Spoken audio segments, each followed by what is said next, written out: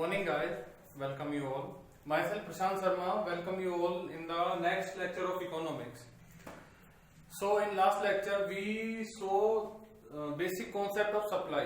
जैसा कि अगर पिछला आपने मेरे लेक्चर नहीं देखे हो तो डिस्क्रिप्शन में उन वीडियोस का लिंक है, उस पर जाके देख सकते हैं।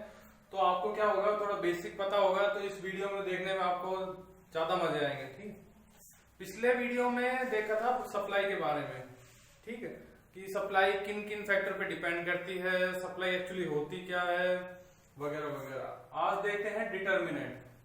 डिमांड वाले लेक्चर में भी देखा था कि डिमांड के भी कुछ डिटर्मिनेंट्स होते हैं जिन पे वो डिपेंड करता है, जिनसे वो फ्लक्चुएट करता है, डिमांड कम होती है, ज्यादा होती है। ऐसा ही सप्लाई के भी कुछ डिटर्मिनेंट्स हैं जिन पर सप्लाई डिपेंड करती है। वो कुछ क्या है, जैसे पहला है प्राइस। प्राइस का तो पिछले लेक्चर में देख ही चुके थे। लॉ ऑफ सप्लाई में हमने जाना था कि there is a direct relationship between price and supply, कि प्राइस बढ़ेगा सप्लाई बढ़ेगी, प्राइस कम होगा सप्लाई कम होगी। ठीक है, तो ये तो हमने पिछले लेक्चर में देख लिया था, डायरेक्ट रिलेशनशिप।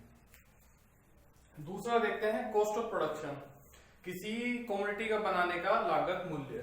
इसमें क्या है, जैसे सबको पता है किसी कमोडिटी को मैन्युफैक्चर करने में अगर उसकी लागत ज्यादा होगी तो उसका मैन्युफैक्चरर सोचेगा कि उसको कम से कम उस कमोडिटी को बेचा जाए, क्योंकि जैसे ही उसका लागत बढ़ेगा ऑब्वियसली बात है कि उसका प्रॉफिट कम होगा।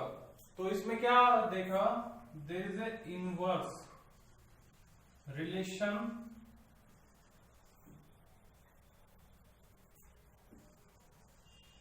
Between cost of production and supply. यानी कॉस्ट ऑफ प्रोडक्शन अगर बढ़ेगा किसी भी कमोडिटी का तो ऑब्वियस सी बात है उसकी सप्लाई कम करेगा मैन्युफैक्चरर, और कॉस्ट ऑफ प्रोडक्शन अगर कम होगा तो सप्लाई ज्यादा करेगा मैन्युफैक्चरर, जिससे उसको ज्यादा से ज्यादा प्रॉफिट निकले उस कमोडिटी से। तीसरा है टैक्स। टैक्स और कॉस्ट ऑफ प्रोडक्शन को आप एक साथ रख सकते हैं, ज्यादा डिफरेंस नहीं है, सीधी सी बात है। टैक्स बढ़ेगा तो उसका लागत मूल्य बढ़ेगा कमोडिटी का। तो ये वही कॉन्सेप्ट घूम फिर के आएगा कि टैक्स बढ़ेगा तो कॉस्ट ऑफ प्रोडक्शन बढ़ेगा, तो मैन्युफैक्चरर उसकी सप्लाई कम करेगा, और अगर टैक्स कम होगा तो उसका लागत भी कम होगा कमोडिटी मैन्युफैक्चर करने का, तो जो मैन्युफैक्चरर है उसकी सप्लाई बढ़ाएगा। ठीक है, ditto same rule apply, yes tax. इसमें मेरे को नहीं लगता किसी को प्रॉब्लम होनी चाहिए, बेसिक चीज है। आगे देखते हैं थोड़ा। तो अभी हमने देखा था सप्लाई के बारे में जाना, अभी आगे देखते हैं मार्केट इक्विलिब्रियम। किसी को अगर सप्लाई में कोई प्रॉब्लम हो तो कमेंट में मेरे को जरूर बताना। देखो मार्केट इक्विलिब्रियम क्या होता है, हमने पहले पढ़ा डिमांड, अभी पढ़ा सप्लाई, अभी देखते हैं मार्केट इक्विलिब्रियम। ये क्या होता है, जहां एग्रीगेट डिमांड और एग्रीगेट सप्लाई किसी भी पर्टिकुलर कमोडिटी की पर्टिकुलर प्राइस पे इक्वल होती है, वही कंडीशन है मार्केट इक्विलिब्रियम। यानी quantity demand is equal to quantity supply. देखो इसका मतलब क्या होता है कि किसी भी पर्टिकुलर कमोडिटी की मांग उतनी ही है जितनी उसकी सप्लाई है, तो वो जो एक सिचुएशन है उसको हम कह सकते हैं मार्केट इक्विलिब्रियम। यानी मार्केट एक बैलेंस पोजीशन में है, उस कमोडिटी की जो डिमांड और सप्लाई है वो बैलेंस है। ठीक है, जिसे चार्ट के मदद से देखते हैं ज्यादा अच्छे से समझ में आएगा आपको। ये है प्राइस, ये है क्वांटिटी। अभी देखो आपको सबको पता था डिमांड का था वो था स्लोप डाउनवर्ड और सप्लाई का स्लोप अपवर्ड। ये जो पॉइंट है जहां डिमांड और सप्लाई दोनों मिलते हैं, वो जो पॉइंट है वो है मार्केट इक्विलिब्रियम। इसको ई से डिनोट करते हैं, इसको लिखते हैं पी, इसको क्यू। यानी वो पर्टिकुलर प्राइस जहां किसी भी कमोडिटी की डिमांड और सप्लाई दोनों मिल रहे हैं, वो है मार्केट इक्विलिब्रियम।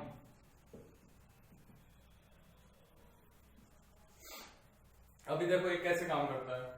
अभी जरूरी तो नहीं है कि ये हमेशा एक साथ जो डिमांड और सप्लाई है वो इक्वल ही रहे। देखो जो ये डिमांड कर्व फ्लक्चुएट करता है वो मोस्टली डिपेंड करता है डिमांड पे। क्योंकि डिमांड जो है उस पर किसी का कंट्रोल नहीं है, लेकिन सप्लाई अपन उसको कम या ज्यादा कर सकते हैं, प्रोडक्शन बढ़ा के कम करके।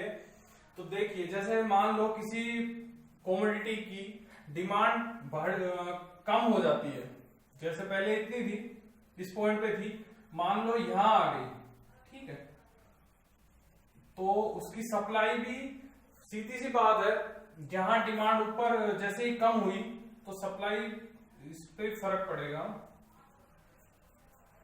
ये भी इस पॉइंट पे जाकर सप्लाई यहां पहुंच जाएगी, यानी ये D1 ये S1, इसको कह सकते हैं P1 Q1। यानी पहले जहां दोनों एक इक्विलिब्रियम पोजीशन में थे, दोनों बराबर थे, आज किसी भी कमोडिटी का प्राइस बढ़ा है तो सीधी सी बात है उसकी डिमांड कम हो गई है। प्राइस आपने पहले लेक्चर में जाना था, इनवर्स रिलेशन है दोनों में। तो क्या हुआ कि जैसे डिमांड कम हुई, सप्लाई तो उतनी है, तो इस कंडीशन में क्या होगा, there is a excess supply.